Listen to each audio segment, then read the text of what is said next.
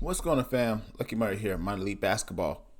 This is a channel that is specifically for minor league basketball, semi-pro basketball, and the G League as far as basketball, to try to give people a sense of what does basketball look, how it looks if you don't quite make it to the NBA or the NBA G League, which is the farming system of the NBA. And today I want to talk about what is the TBL.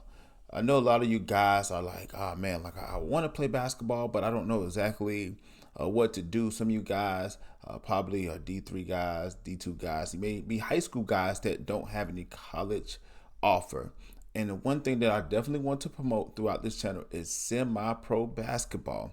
I think that with the popularity of basketball and how much basketball has grown over the years, I think that you can make a pretty decent living as a basketball player, but you have to think of it as an entrepreneur. And there is a lot of semi-pro basketball leagues here in the United States. And I'm gonna go over the main four that I've been researching that I've been seeing. The first one is the TBL, or the Basketball League. The Basketball League is probably a newer league.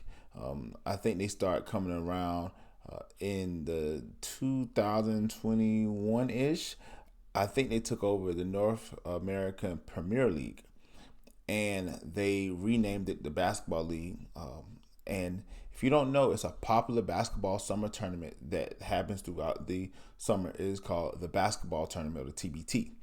So right now they have 38 teams throughout the United States, and they play in the spring. Most semi-pro or semi-pro leagues are going to play in the spring because you don't technically want to compete with the NBA. And the NBA is a juggernaut. The NBA is a juggernaut. I think that you can compete with the NBA if you are not going for these TV deals, if you're not trying to do what the NBA is doing. If you have a team that is not in a big city and don't have any basketball, I think that it's easier to compete. But a lot of these teams don't want to compete with high school basketball, college basketball, and they try to squeeze in their basketball as well. So a lot of these teams play in the spring. So the TBT plays in the spring. They play between 20 games. They are also connected to another pro league. It's called the BSL, or the Basketball Super League. Now, the Basketball Super League was taken over. It was the NBL Canada, the NBA, the National Basketball League Canada. But the owners of the TBL came in and brought them out, and now the TBL acts as a feeder system to the BSL. The BSL only has about 9 teams currently as of this video, and the TBT is, for lack of better words, the little brothers of this program. What are the benefits of coming to the TBT? One, I think that it's 2 leagues that I like. They do take stats. Now, the TBT doesn't offer a lot of stuff outside of their paywall. They have TBT TV that you can pay. They're not broadcasting all their games on YouTube. You have to pay a certain amount to watch these games. And typically these games are not nothing special. They're typically a guy with a camera, and they may add the scoreboard at the end of them. Some games have commentary, some do not. But most of these games are shot on the camera and live streamed through their platform. And a lot of these games are not live streamed as well, just depending on the facility. So you will have video. You do play top tier talent. I tell people all the time, the TBT is sort of like the third tier in the bunch. Tier A has got to be the NBA. That is the cream of the crop in America. Number 2 is the G League. Clear-headed, if you cannot make it to the NBA, the G League is probably by far the best option that you can have domestically if you don't want to go overseas.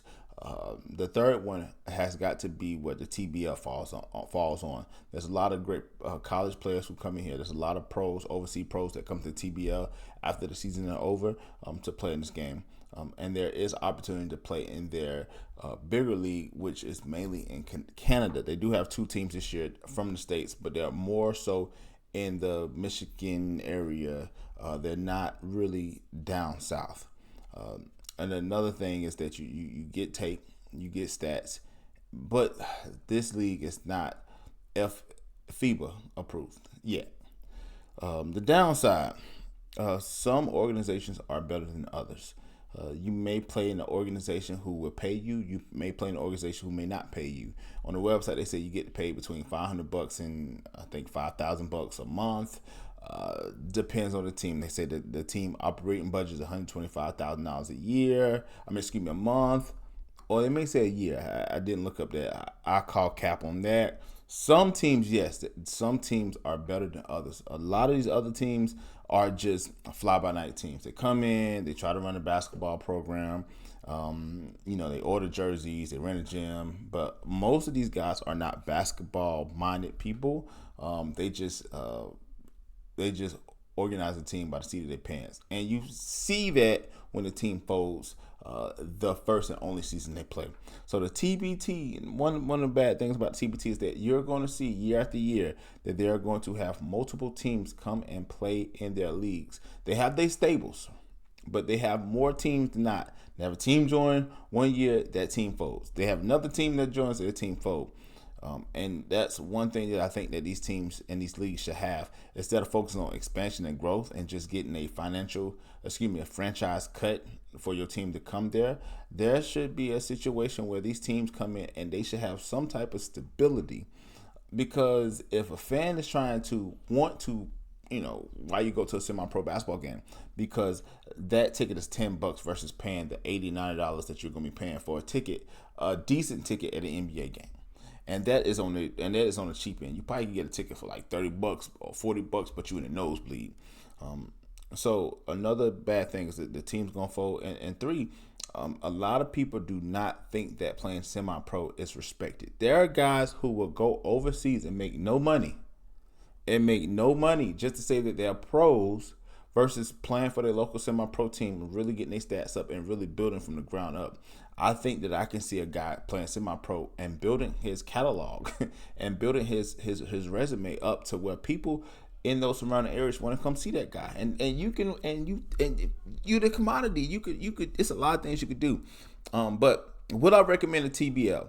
I would. I think that with the chance of playing for the BSL, with the chance of just getting some type of footage, I think the main thing that I'm learning and really understanding is you got to get footage. And you got to play somewhere. If you're not getting any offers, go play at the TBL.